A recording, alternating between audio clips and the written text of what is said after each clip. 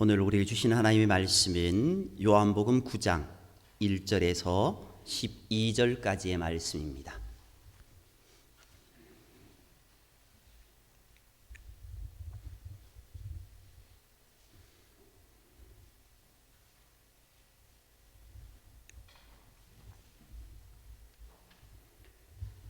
요한복음 9장 1절에서 12절까지의 말씀, 하나님의 말씀 제가 봉독해 드리겠습니다.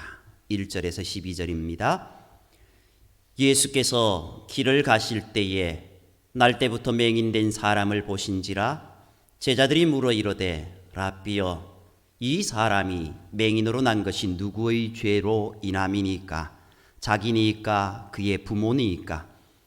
예수께서 대답하시되 이 사람이나 그 부모의 죄로 인한 것이 아니라 그에게서 하나님이 하시는 일을 나타내고자 하심이라.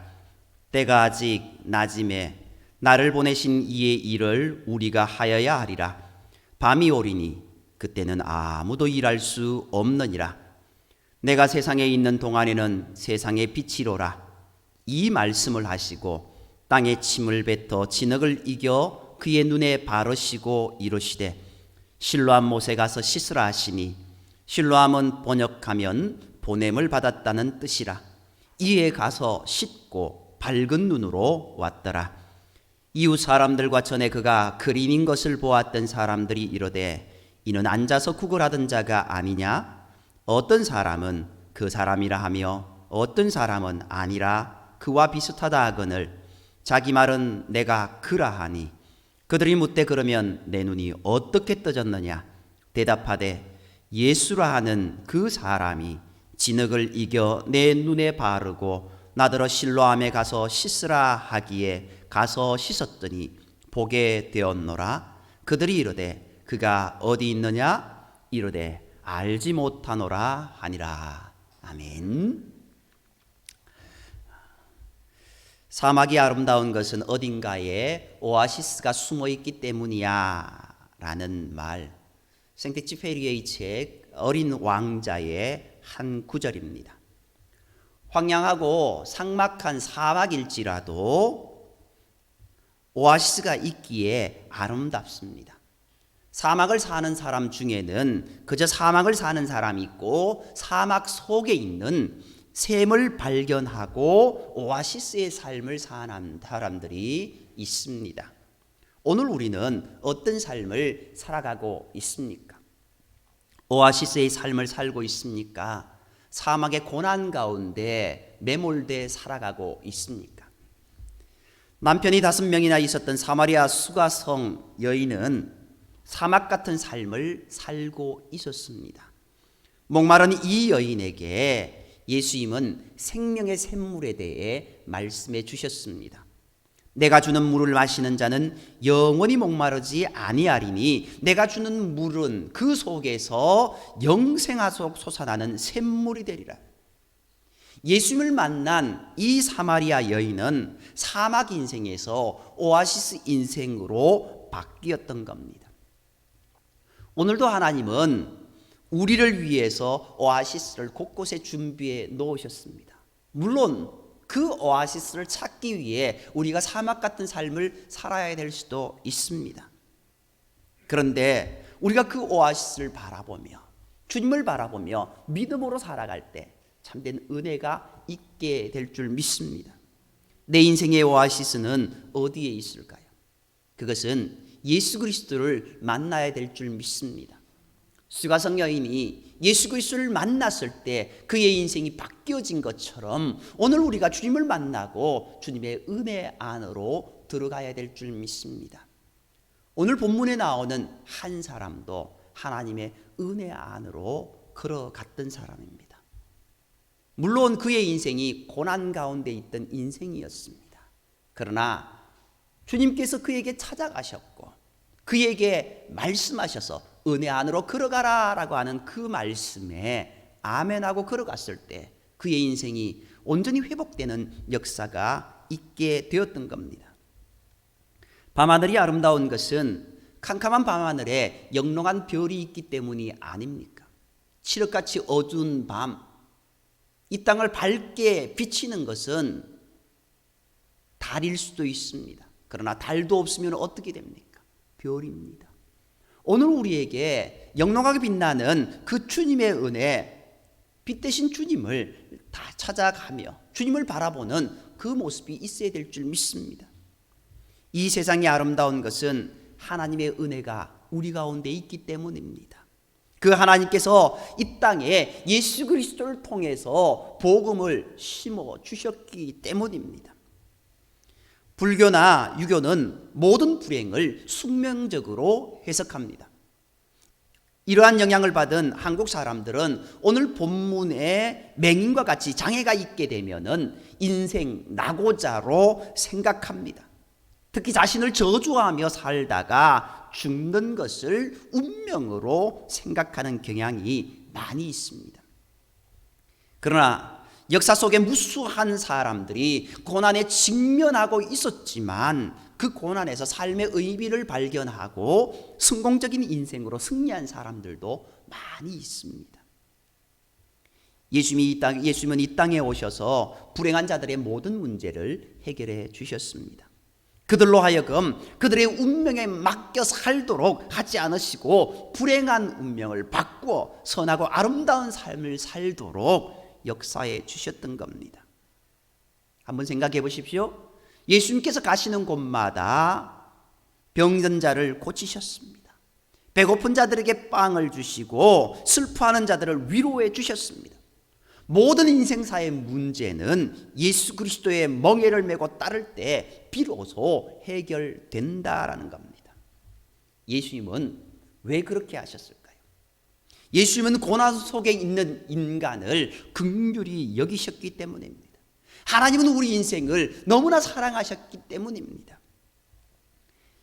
예수님이 길을 가실 때 맹인으로 태어난 사람을 보게 됩니다. 제자들이 예수님께 이 사람의 맹인으로 난 것이 누구의 죄로 인합니까? 라고 묻고 있지 않습니까? 당시 랍비들은요, 죄 없이는 죽음도 없고 부정함이 없이는 고난도 없다라는 엽기적 사고를 개발하여서 아이들이 뱃속에서도 죄를 지을 수 있음을 가정했습니다. 그 결과 신체적으로 문제를 안고 태어난 장애인들은 자신의 죄나 아니면 부모의 죄로 그렇게 된 것으로 생각했습니다. 그러나 예수님께서는 그가 맹인으로 태어난 것은 누구의 죄도 아니다. 하나님이 하시는 일을 나타내고자 하심이라고 말씀하고 계십니다. 그러면서 아직 낮에 속해 있기 때문에 예수님과 제자들이 아버지의 일을 해야 한다고 말씀하십니다. 그리고 예수님께서 친히 땅에 침을 뱉어 진흙을 이겨 맹인의 눈에 발라주십니다. 그리고 실로암 못가에 가서 씻으라라고 말씀하십니다. 맹인이 실로암 못에 가서 씻고 돌아오니 그 눈이 밝아졌습니다. 이 말씀이 오늘 우리에게 어떤 의미가 있을까요? 이 말씀은 요한복음 1장으로 다시 돌아가야 됩니다. 오늘 말씀 가운데 중반 부분에 보면은 아직 낮에 속해 있기 때문이다, 낮이다라고 말씀하십니다. 그렇게 우리가 나를 보내신 일을 해야 된다, 밤이 올 것이다 라고 이야기합니다. 낮과 밤을 대조하면서 우리에게 설명하고 있습니다. 그런데 이 말씀은요, 요한복음 1장에서 벌써 말씀하고 있습니다. 태초에 말씀이 계시니라, 그 말씀은 생명의 빛이다라고 말씀하십니다. 그리고 빛이신 예수 그리스도께서 말씀이 육신이 되어 이 땅에 오셔서 빛으로 우리에게 찾아오셨다라고 이야기하고 있습니다. 그러나 그 빛 대신 예수 그리스도를 사람들이 영접치 아니하였다라고. 결국 그 예수 그리스도 빛 대신 예수님을 영접하는 자, 영원한 구원의 생명의 역사가 그들에게 있게 될 것이라고 요한복음은 말씀하고 있습니다. 그것이 1장부터 쭉 이어져 오던 말씀입니다. 그런데 9장에서 그것을 결론 짓습니다. 빛 대신 예수 그리스도, 그분이 오셔서 구체적으로 어떤 일을 하시는가, 어두움 가운데, 밤 가운데, 고난 가운데, 걱정과 근심 가운데 죄로 인해 죽을 수밖에 없던 인생, 아무것도 할 수 없는 인생을 이제는 낮으로 만들어 주신다라는 겁니다. 생명으로 인도해 주신다라는 겁니다. 한번 생각해 보십시오. 맹인이 어디를 갈 수 있습니까? 쉽지 않습니다. 정말로 어려운 가운데 그렇게 걸어갈 수밖에 없습니다. 누군가의 인도함을 받아 갈 수밖에 없습니다. 그것도 녹록치 않습니다. 오늘 이 말씀, 어두움 가운데 있는 이 맹인의 모습은 이스라엘을 가리킵니다. 죄로 인해 죽을 수밖에 없던 인생들, 그 사람이 예수 그리스도를 만남으로 인하여서, 빛 대신 예수 그리스도를 만남으로 인하여서 낮의 인생이 되었습니다. 아무것도 볼 수 없었던 인생이 이제는 주님의 은혜로 인하여서 많은 은혜의 모습을 볼 수 있게 된 것입니다. 또 다른 모습으로는 죄인된 이스라엘을 가리키고 있습니다. 빛 대신 예수 그리스도, 그 예수 그리스도를 모셔드리지 아니한 영적으로 어두워진 인생들, 그들이 이제 예수 그리스도의 말씀에 순종함으로 인하여서 영원한 생명의 모습이 되었던, 영원한 회복의 역사가 있게 된 것을 이야기하고 있습니다. 여기 보면은요, 6절 말씀에 이 말씀을 하시고 땅에 침을 뱉어 진흙을 이겨 그의 눈에 바르시고 라고 말씀하고 있습니다. 이 말씀은 다시 창세기로 흘러가야 됩니다. 창세기에 하나님께서 인생을 만드실 때 흙을 빚어 그렇게 만드셨습니다. 오늘 이 말씀 가운데서도 진흙을 이겨라고 이야기하고 있습니다. 우리 인생은 진흙 같은 인생이라고 이야기하고 있습니다. 분토 같은 인생이라고 이야기하고 있습니다. 물론 그것은 다른 의미였지만 우리 인생은 흙에서 왔기 때문에 그 흙의 인생이라고 이야기하고 있습니다. 그 흙을 다시 이깁니다. 그리고 어두웠던 눈에 그 흙을 바릅니다. 그 흙을 바르고 나중에 어떻게 될까요? 그 흙을 다시 떼어내니, 나중에 종국적으로 그 흙을 다시 떼어내니 회복의 역사가 일어나게 되었습니다. 창조의 원상태, 정말 기쁨의 모습으로 살아가던 인생이 정말 슬픔 가운데, 어두움 가운데 살아가는 인생이 되었던 겁니다. 그 인생을 주님은 찾아가셨고, 그 주님은 그들을 불쌍히 여기셔서 그를 만져주시고 회복시켜 주신 것입니다. 그리고 오늘 말씀 가운데 어디에 가라고 되어 있습니까? 실로암 못에 가라고 되어 있습니다. 실로암이라는 것은요, 무슨 의미가 있습니까? 보냄을 받았다라는 의미가 있지 않습니까? 그런데요, 히브리인들은 보냄을 받았다 이 말보다 실로암 못에 가라는 말이 더 의미가 있었을 것입니다. 왜냐하면요, 못이라는 것은요, 연못을 의미하지 않습니까? 절절절절 흐르는 그런, 어찌 보면은 이제 물이 흐르는 그런 시냇물을 의미합니다. 결국 거기에 간다라는 것은, 히브리인들의 사고에서 물가에 간다라는 것은요, 하나님의 은혜 곁으로 간다라는 의미가 있습니다. 이 맹인에게 너 어디로 가라고 말씀하고 있습니까? 하나님의 은혜의 자리로 가라고 말씀하는 겁니다. 실로암 못가, 은혜의 자리로 너는 부르심을 받은 자다, 보냄을 받은 자라고 이야기하고 있습니다. 그렇기 때문에 그는 어떤 사람요? 하나님이 하시고자 하시는 일을 입은 자다라고 말씀하고 있는 겁니다. 오늘 우리가 실로암 못가에 나아가는 자가 되어야 됩니다. 하나님의 은혜의 자리로 나아가는 자가 되어야 된다는 겁니다. 우리가 그냥 보냄을 받은 자라는 그런 의미에서 끝나는 것이 아니라 어디로 보냄을 받은 것인가, 그것이 중요한 겁니다. 못가로 가라고, 은혜의 자리로 나아가라고, 하나님이 계시는 그곳으로, 하나님이 축복하시는, 복 주시는 그 자리로 나아가라고 말씀하고 있는 겁니다. 오늘 이 말씀은요, 주님을 만난 것이 중요합니다. 누구를 만나는 것이 중요하고, 누구의 말을 듣는가가 중요하고, 어디로 가는가가 중요하다는 겁니다. 슬픔 가운데, 죄악 가운데, 어두운 가운데 있던 인생이 빛 대신 예수 그리스도를 만나게 되었습니다. 그리고 그 빛 대신 예수 그리스도는 하나님의 은혜 곁으로 나아가라고 말씀하십니다. 오늘 이 말씀 가운데 보면은요, 이 사람이 어떻게 합니까? 이에 가서 씻고 밝은 눈으로 왔더라. 거기에는 어떤 불평도 원망도 없습니다. 이에 가서 씻고 밝은 눈으로 돌아왔더라. 결국 이 사람은 예수 그리스도의 말에 온전히 순종한 자입니다. 너 은혜의 자리로 가지 않으렴? 예, 제가 은혜의 자리로 가기를 소망했습니다.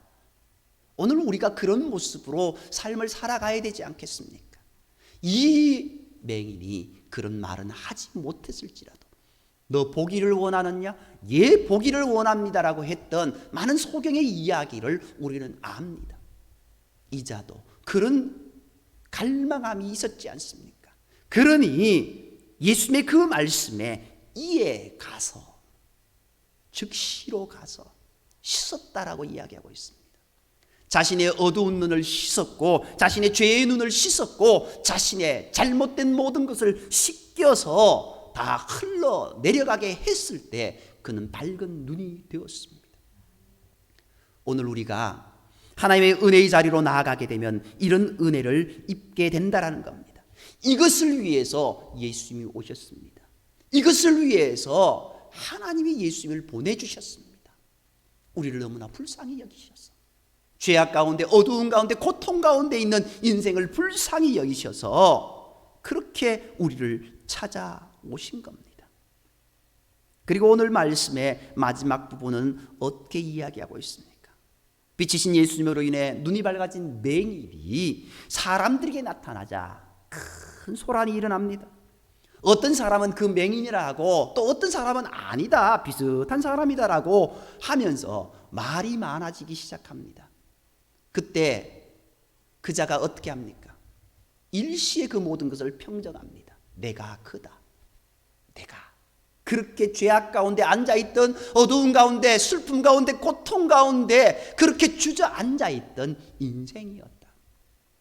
그 말은 어떤 말입니까? 그런데 이제는 내가 밝히 보게 되었다. 내가 예수 그리스도로 인하여서 이제 회복된 인생, 정말 낮의 인생, 밝음의 인생, 은혜의 인생이 되었다라고 선전하고 있는 모습이 아닙니까? 그러면서 그가요, 그 사람들이 네 눈이 어떻게 떠졌느냐라는 그 말에 어떻게 이야기하고 있습니까? 예수라는 사람이 내게 진흙을 이겨 내 눈에 바르고 나더러 실로암에 가서 씻으라 하게 가서 씻었더니 보게 되었노라 라고 말씀하고 있습니다. 이 말씀이요, 앞부분에 그대로의 모습이죠. 자기가 경험했던 모든 것 그대로 증거합니다. 하나도 어긋남이 없습니다. 좀 전에 말씀드렸듯이 진흙이 어떤 의미고, 그리고 실로암이 어떤 의미다라는 것 말씀을 드렸습니다. 우리는 이렇게 해야 알 수 있습니다.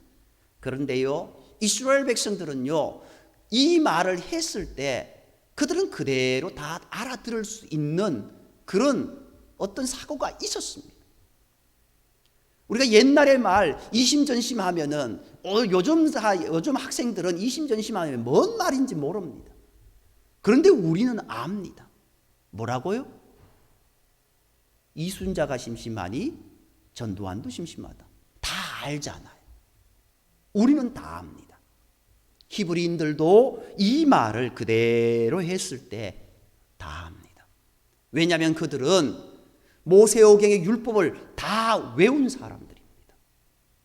흙의 의미가 무엇이고, 연못가의 의미가 무엇이고, 실로암의 의미가 무엇인지 다 압니다. 우리는 써놔야 알지만.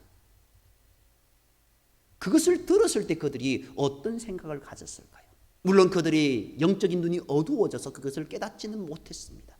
그러나 영적인 눈이 밝았던 사람은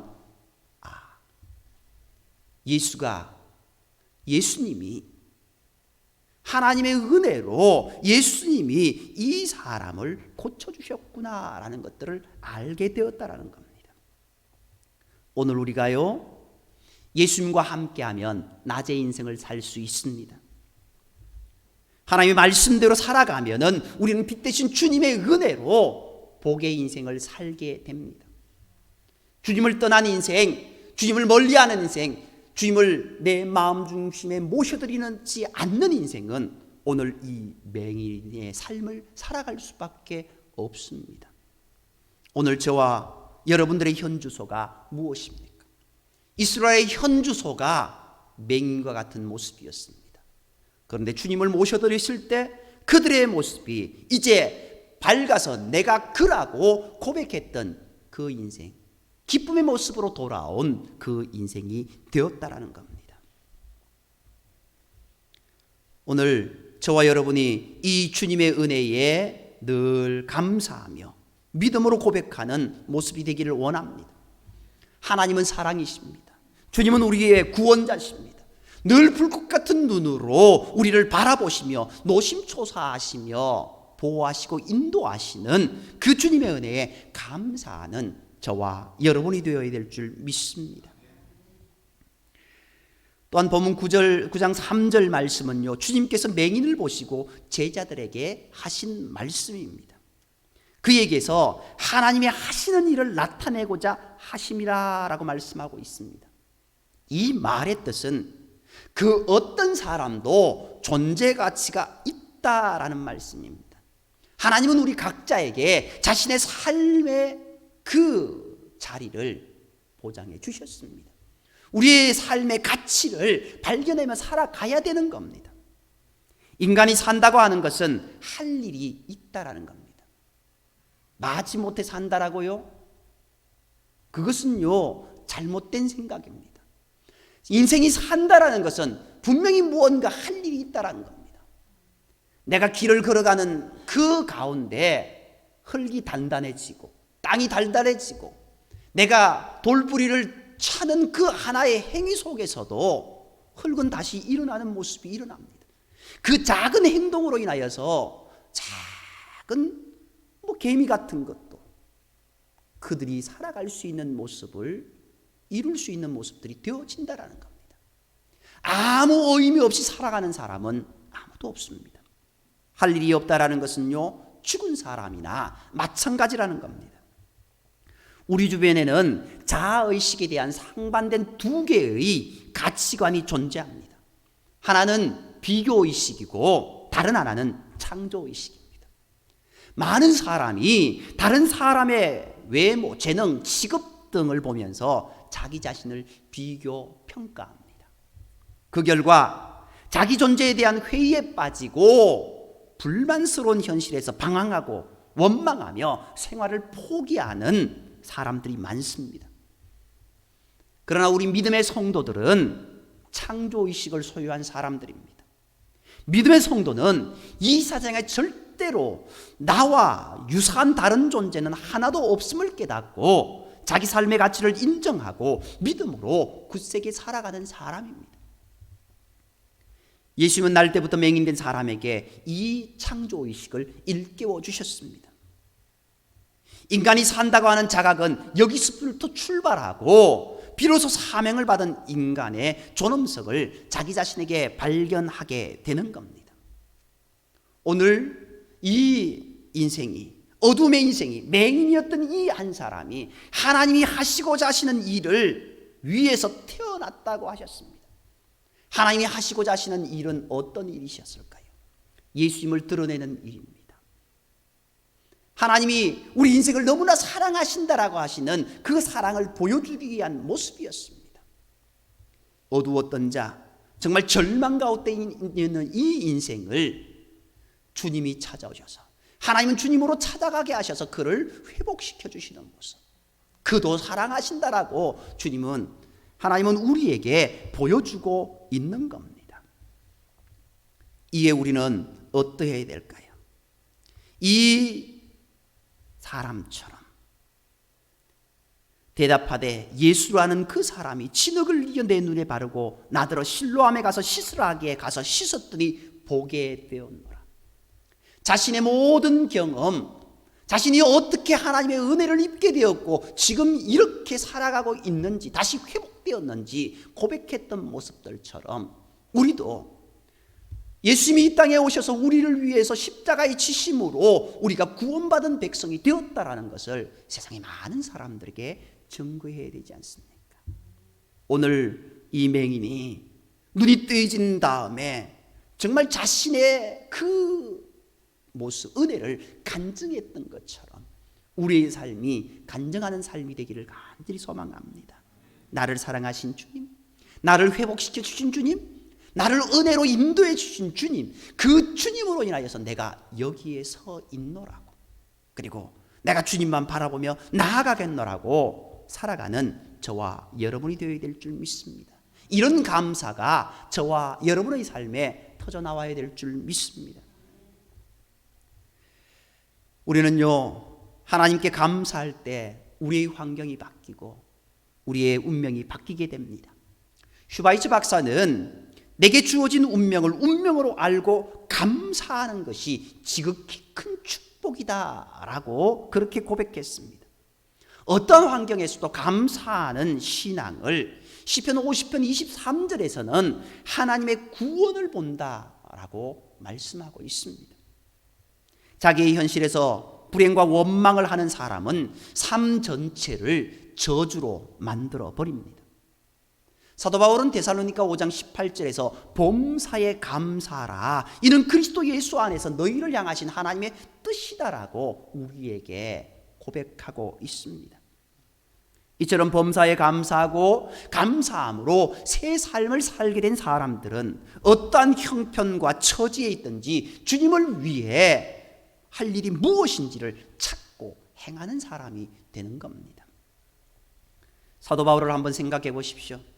그는 이전에는 예수 그리스도를 믿는 사람들을 죽이러 잡으러 가는 사람이었습니다. 그런데 다메섹 도상에서 예수님을 만난 후 가장 먼저 드린 기도가 어떤 기도였나요? 주여, 내가 무엇을 하리까?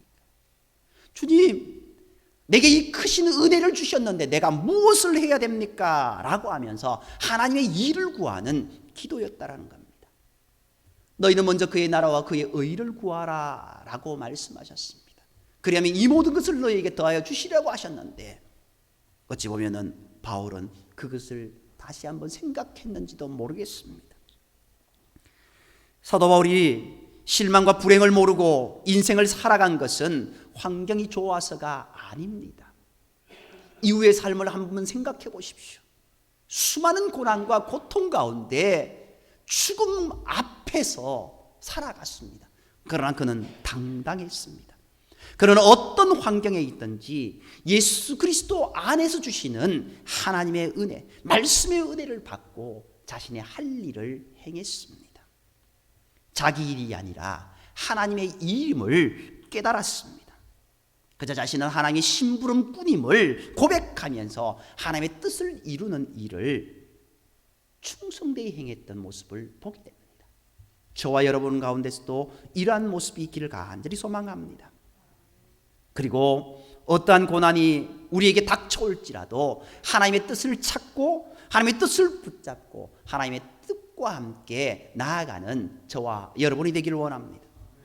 사도 바울은 하나님께서는 인간을 그리스도 예수 안에서 선한 일을 위하여서 창조하셨다고 말씀하고 있습니다.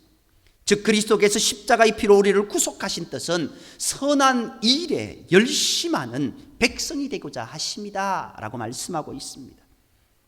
우리는 하나님의 선한 일을 위해 만들어진 작품입니다.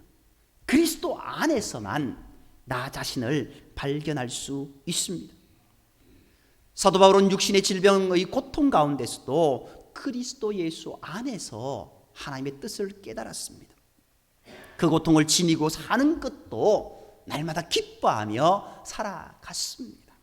그리고 날마다 찬송했고 쉬지 않는 기도를 하나님께 드렸습니다. 인도에 간디는 말하기를 고난은 인생을 하나님께로 이끈다라고 했습니다. 인류의 역사 가운데 위대한 사람들은 인생의 무수한 고난을 통하여서 하나님께로 나아가면서 선을 이룩했습니다. 이스라엘 백성들, 그들의 신앙은 애굽의 모진 압박과 고통과 고난 속에서 눈물 흘리는 광야의 고통 중에서 자라나지 않았습니까? 하나님께로 나아가는 길은 이처럼 고난과 가시로 포장된 길일 수 있습니다. 그러나 우리에게 고난이 임할 때 곧 회개하는 지혜를 찾고 하나님의 은혜를 깨달아 하나님께 한 걸음 더 나아가는 저와 여러분이 되어야 될 줄 믿습니다. 하나님은 우리 인생들의 어떠한 불행과 환경도 능히 승리로 바꾸어 놓을 힘을 공급해 주십니다. 그 힘은 바로 믿음에서 나오는 겁니다. 믿는 자에게 주시는 능력, 어떤 환난을 겪을지라도 그 환난이 우리의 친구가 되도록, 그 믿음 가운데 오히려 기뻐하며 나아갈 수 있도록 만들어 주신다라는 겁니다. 믿음이 고난을 이깁니다. 여기에 인생사에 해답이 있습니다. 우리가 원치 않는 불행한 환경도 즐거운 마음으로 받아들이게 되면은 기쁨으로 변하게 됩니다. 이러한 신앙적 태도만이 하나님의 영광을 위해 살아가게 됩니다.